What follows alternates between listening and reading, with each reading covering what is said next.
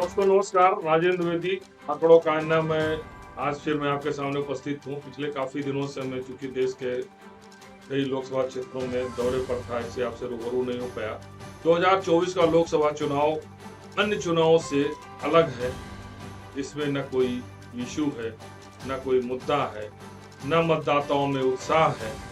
अगर है तो राजनीतिक दलों के बीच में, नेताओं के बीच में कटुता, व्यक्तिगत आरोप, यह सबसे अधिक दिखाई दे रहा है। और 2024 का चुनाव अगर इतिहास के पन्नों में जब दर्ज होगा तो यही होगा कि इस चुनाव में सबसे अधिक राजनीतिक कटुता नेताओं के बीच व्यक्तिगत स्तर पर दिखाई दी। चुनाव के बीच तमाम एजेंसियों ने विपक्षी नेताओं के आवासों पर, घरों पर छापे मारे, कार्रवाई हुई।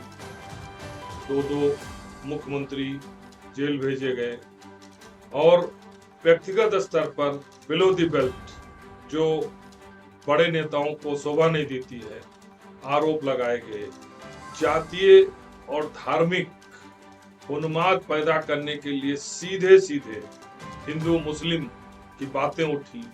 भारतीय जनता पार्टी, प्रधानमंत्री नरेंद्र मोदी सीधे तौर पर विपक्ष पर हमला करते हैं कि अगर वो सत्ता में आए तो पिछड़ों और दलितों के आरक्षण को मुसलमानों में बांट देंगे, जबकि विपक्ष राहुल गांधी, अखिलेश यादव या ममता बनर्जी, तेजस्वी, जितने भी विपक्ष के नेता हैं जिन्हें हम इंडिया गठबंधन कहते हैं, वो सीधे बोलते हैं कि अगर भारतीय जनता पार्टी इसलिए 400 सीट मांग रही, संविधान बदल करके गरीबों, दलितों का आरक्षण बदलना चाहिए। इसके अलावा ऐसे ऐसे आरोप लगाए गए जो बड़ा हास्यास्पद है कि दो भैंस से तो भैंस छीन ली जाएगी, घर के अंदर से आपके सारे जेवर चले जाएंगे। दूसरे पक्ष विपक्ष भी, इंडिया गठबंधन के भी तमाम ऐसे आरोप लगा रहे हैं। ये ऐसे हास्यास्पद हैं और जनता इसी के बीच में चुनावी चैनल डिबेट इसी में चल रहे हैं। अब सवाल ये उठ रहा है कि इन्हीं मुद्दों के बीच, इन्हीं इशू के बीच, व्यक्तिगत आरोपों प्रत्यारोपों के बीच 4 चरणों के चुनाव संपन्न हो गए, 380 सीटों के चुनाव संपन्न हो गए। हालांकि 380 में भी भारतीय जनता पार्टी के वरिष्ठ नेता अमित शाह कहते हैं कि तो बहुमत कम मिल चुका है, जबकि विपक्ष का कहना है कि प्रधानमंत्री नरेंद्र मोदी के नेतृत्व में तीसरी बार 150 संख्या भी पार नहीं होगी। बहुत सारे आरोप प्रत्यारोप चल रहे हैं। चुनाव परिणाम 4 जून को आएंगे। 3 चरणों मतदान 20 मई, 25 मई और 1 जून को हो जाएंगे। लेकिन इस दौरान अगर कहा जाए तो लोकतंत्र के लिए दुर्भाग्यपूर्ण ही कहा जाएगा, क्योंकि चुनाव में पक्ष और विपक्ष प्रधानमंत्री नरेंद्र मोदी के नेतृत्व में पिछले 10 सालों में की गई उपलब्धियां और 250 से अधिक बनाए गए विभिन्न कल्याणकारी योजनाओं मुद्दा नहीं बन पाई। तो विपक्ष भी जो लगातार ईडी, सीबीआई की बात करता था, वो उसे भी मुद्दा नहीं बना पाया। भ्रष्टाचार तो कोई मुद्दा बन ही नहीं पाया, न पक्ष बना पाया न विपक्ष बना पाया। हालांकि सुप्रीम कोर्ट ने चुनावी बांड और को लेकर एक इशू दिया था, लेकिन उसे भी न पक्ष बना पाया न विपक्ष उठा पाया। वो भी चुनावी बांड भी थोड़े दिन मीडिया की सुर्खियों में रहकर खत्म हो गया। मतदाता बिल्कुल शांत है, उसे मोदी को हटाने या मोदी को बनाने में भी कोई बहुत ज्यादा उत्साह दिखाई नहीं दे रहा है। इसी तरह विपक्ष के पक्ष में भी बहुत ज्यादा लहर ना दिखाई दे रही है, ना विरोध दिखाई दे रहा है, जैसा कि पिछले चुनाव में होता रहा। अगर हम 89 के चुनाव को लें तो बोफोर्स मुद्दा एक इशू बन गया था। हम 14 लें तो गुजरात मॉडल था, डेवलपमेंट का मॉडल था। 2019 में हम पुलवामा और हिंदुत्व का के साथ साथ राष्ट्रवाद का एक धारणा, मतलब कह सकते हैं हम उसको, एक हिंदुत्व की लहर जैसी थी जिसका लाभ मोदी जी को मिला। इसके अलावा बहुत सारे निर्णय मोदी जी ने भी लिए। विपक्ष भी लगातार आरोप और प्रत्यारोप कर रहा है, लेकिन कोई इशू नहीं बन पाया।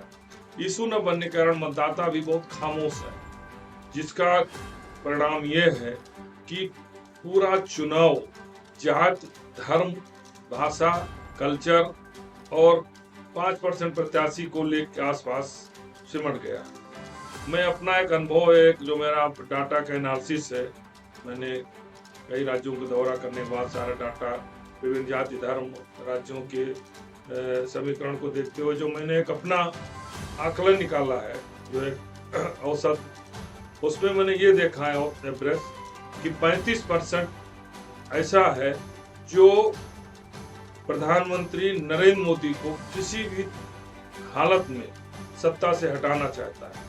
35% है वो चाहे पूरे देश में हर वर्ग, जाति, धर्म, संप्रदाय सबको जोड़ा, मैंने एक औसत निकाला है 35%। दूसरी तरफ 35% ही ऐसे लोग हैं, चाहे लाभार्थी हों या हिंदुत्व के फॉलोअर्स हों, आरएसएस के समर्थक हों, विचारधारा से हों, वो मोदी को हर हालत में प्रधानमंत्री तीसरी बार देखना चाहते हैं और भारी मतों से जिताने चाहते हैं। तो ये 70%, 35 पक्ष में और 35 विपक्ष में। 5% मतदाता ऐसे हैं जो प्रत्याशियों को लेकर कहते हैं अच्छे हैं, बुरे हैं, इससे ज्यादा कुछ नहीं है। केवल 25% ऐसा बचा है, मतदाता बचे हैं, जो सत्ता को बनाने और सत्ता को उखाड़ने दोनों में अहम भूमिका निभाएंगे। अब इस 25% में प्रधानमंत्री नरेंद्र मोदी के नेतृत्व में कितना अहम रोल या कितने लोगों को अपने साथ जोड़ सकते हैं, या विपक्ष महंगाई, बेरोजगारी, अन्य तमाम मुद्दों को लेकर कितना अपने साथ जोड़ सकता है, इसी पर चुनाव परिणाम निर्भर करेगा। बहुत महत्वपूर्ण है। जो मैंने तमिलनाडु से लेके आपका वेस्ट बंगाल या महाराष्ट्र से लेके उत्तर प्रदेश, सारे राज्यों के डाटा आंकड़े हमने एनालिसिस किए, जातियों का समीकरण किया, काफी मेहनत के बाद अपनी टीम के साथ बैठकर मैंने ये एक औसत निकाला है कि 25% ये से बचा है जो अहम है, उसकी भूमिका महत्वपूर्ण होगी। इसी में जो भी 15, 16, 17 मेजॉरिटी में जाएगा, वो संख्या बल उसी आधार पर सांसदों की संख्या बल निर्धारित होगा। अगर 25 में कोई 15-17 जाता है तो परिणाम 19 से भी बेहतर हो सकते हैं। अगर नीचे आता है तो परिणाम पुराने 2004 और 89 जैसे भी हो सकते हैं। ये 25% सबसे अहम है। और जहां तक सांसदों की बात है, किसी भी सांसद के, जो सिटिंग सांसद है, पूरे देश में कोई बहुत सकारात्मक पॉजिटिव दिखाई नहीं दिया। हर सांसद के खिलाफ, चाहे पहले चरण का हो चाहे दूसरे बार बना हो, जनता असंतुष्ट है। इसलिए मैं फिर अपने आंकड़ों के माध्यम से कहता हूं कि 25% ही निर्णायक है। 35 मोदी को हटाने में, 35 मोदी को बनाने में 5% सांसद और 25% ही तय करेगा कि संख्या बल संसद में किसकी कितनी होगी। धन्यवाद।